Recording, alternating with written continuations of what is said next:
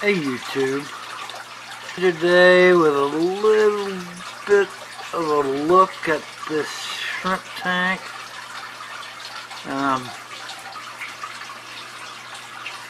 I think these guys are becoming cannibalistic. They actually have been eating at a dead shrimp. I'm not sure if I'm going to get it in my video here clearly.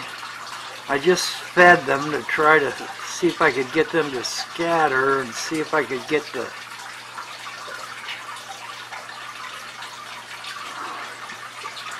Anyway, here's a little look at my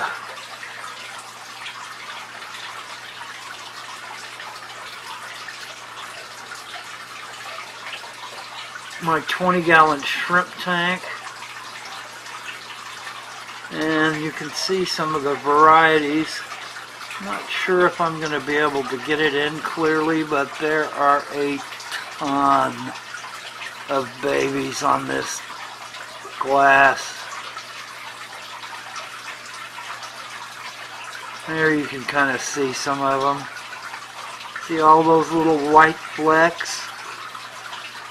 Those are all babies, and they are everywhere in this tank. The whole front glass is just solid with them. Get them to focus in more clearly. You can see them. I've heard Lucas talk about the possibility that shrimp will go cannibalistic on you, and while there doesn't seem to be a great many shrimp missing. You can see them eating pretty heartily at this tetragranule that's on top of this little pile of moss. You can see how it kind of settles on top of the moss, and the shrimp come and get it. This tank has a great deal of, there's almost a purple shrimp. I've seen that one before. I don't know where he went either. He sure does look purple though. Yeah, maybe it's just the lighting. Anyway, you can kind of get an idea of how much moss there is in this tank. It's basically everywhere. That's the one thing that I seem to be able to grow really well is moss. Anyway, Lucas has talked at length about, Lucas Bretz has talked at length about there's always a possibility that a colony of shrimp will go cannibalistic on you. In other words, when they don't have food readily available, they will start eating each other. And I'm kind of afraid that that's where mine have gone, because I will catch them in a big crowd sometimes when it's long past when I have fed them. And I'm afraid what they're doing is eating another shrimp. So I'm not sure exactly what the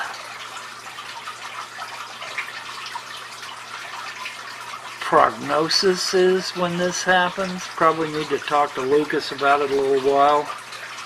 But anyway, I thought I would give you a look at these guys and all these, I almost want to call them nits. That's what you call the young of some creatures. They're shrimplets, but man, are they so tiny, tiny, tiny. But there's a ton of them in this tank.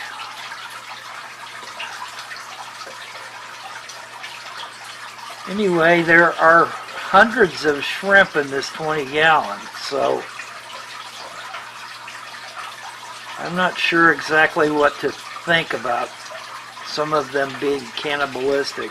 I suppose it's possible that some of my shrimp are just dying from old age, and that's where this me seeing them eat dead shrimp are, or whether they've really turned cannibal. I've got to admit, this is something new to me and something that I don't know the answer to, or the why or the where or any of it.